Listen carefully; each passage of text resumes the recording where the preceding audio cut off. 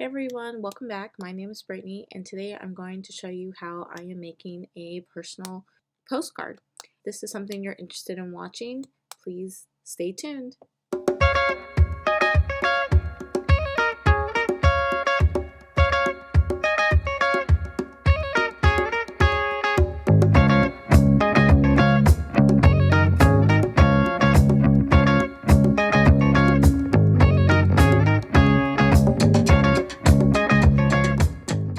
Okay, so let's begin. I'm using a Pronto Barilla box where it housed my pasta, and you can use any type of box like this. You can even use a cereal box if that's what you have.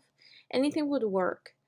In this case, I am using the pasta box, and I am going to first apply my gesso. And I'm applying my gesso because I want to cover up all of that blue background. I don't want to cover up the brown side, the other side, or the interior side of the box, just the outside, because that is the part of the postcard I'm going to be creating my artwork. So I'm actually using 2 coats of my gesso, and in between the coats you can either let them air dry or you can use a heat gun, and in my case I use the Ranger heat gun. Now I am using some tissue that actually came in a package. You can use any type of tissue you want. I wanted mine to have more neutral colors, and so I just tore it up and used the tissue, and I applied it with the Dina Wakley gel matte medium. Now before I added the tissue, I actually did not make sure that the gesso dried completely because I wanted some of that gesso to cover up the tissue to make that tissue feel like it's part of the background. Next, I am using the Faber-Castell Graphite Aquarelle pencil, and this was in the 6B, and I am just sketching out my drawing that I want to further paint. I will be listing all of the supplies I use, or as many of the supplies I use, in the description box. Most of these you can find either on Amazon or at your local art stores, but I will be listing what you can find on Amazon. Now I decided to draw a vase and include lilies coming out of the vase, and it's sitting on a table with like a background that is going to be blue. You'll see as I continue. I am actually starting off by using some Robert Oster ink, and this is in the dark chocolate. And then I pulled out my Caran d'Ache pastels, which are permanent when dried, and these you can use water to activate them. And then, like I said, as they dry, they become permanent. Next, I am busting out my Liquitex ink, which is permanent ink, and I am also going to be using a Jane Davenport Incredible ink. The inks I'm using, I am putting in my porcelain container there in the corner, and I am using the Quinacridone Magenta Cerulean Blue Hue, Phthalocyanine Green, which is a blue-green, I think it is called, and the Jane Davenport is called Fresh Air. I am mixing the blue colors just to get a more distinct background, and then I will be further using the magenta on the flowers and then the green on the leaves. In between each color, I am heat setting it with my Ranger heat gun, and then I start on the next color. I have been mixing some of the colors together to get different shades, as you'll see later on. When painting the tulips, I am leaving white spaces to give the tulips a little bit more dimension, and then I'm going to go back in with a darker shade.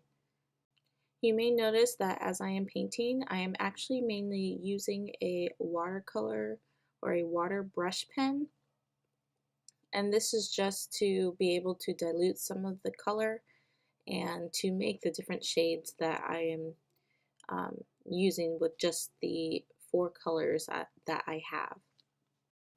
Next, I am going to clean off my porcelain palette, and then I am pulling out my big brush Faber-Castell pens, and these are made of Indian ink, and so they are also permanent. I really do like these large big brush pens because they are easy to use for larger spaces, and they come in a ton of different colors. I did buy the set you see now on Amazon. I couldn't find these at my local Michael's or Hobby Lobby stores, but I think that you can find them on multiple online shops.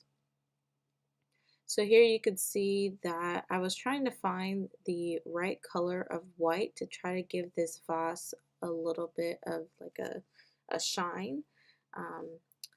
And then I ended up using a color that was not white. It was like yellow, and it kind of messed up my flow, so I had to cover it up, and I just kind of left it alone. Just so you know, the vase is actually going to stay white, and I think it's pretty cool with the background tissue paper I used. It almost makes the vase look Victorian. Is that the word I'm trying to use? I don't know. I think it just makes it look very expensive, actually. So after I finish with the big brush pens, I am going to use my clear gesso, and I am doing this in sections because I don't want any of the colors to transfer onto each other. Now I will say that I should have used my gel matte medium instead of the gesso, and also the gesso I did use, I should have not used as much. I kind of clumped it on there, and when it dried, some parts did not dry 100% clear. So just keep that in mind if you are working on a project. Next, I am cutting my postcard down to size and pretty much trying to take off those edges to make it more clean cut. I am going to make this postcard a 6 by 4¼ and I wasn't sure exactly who I was going to mail it to, but I finally decided I am going to mail it to my granny. And for any of you guys who are interested, I did scan the image, and I am going to make a link in my description box for all of you who are interested in this print. It will be a free print, and so that is for my subscribers and for anyone who's watching. I hope you guys enjoyed this video, and I will see you in the next one. Bye!